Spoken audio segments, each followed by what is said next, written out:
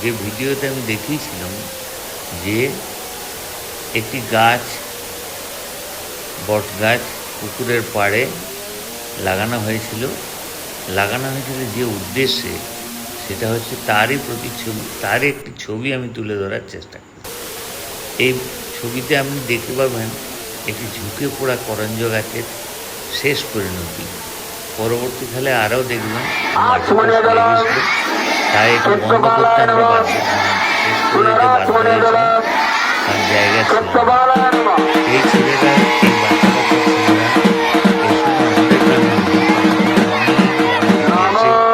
এরা সব শিবের পূজা করে। এটাকে নিয়মানুবর্তিতার মধ্যে আনন্দ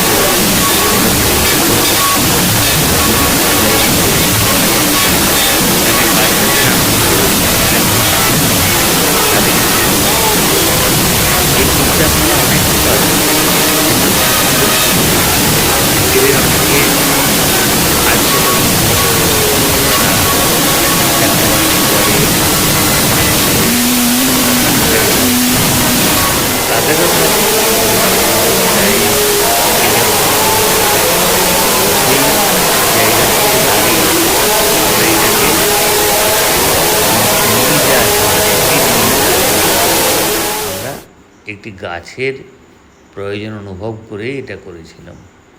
আর জায়গার কথা বলবেন, এই জায়গা, এরই পাশে একজনের জায়গায় এই পঞ্চায়েত থেকে একটি জলের কল বসানো হয়েছে।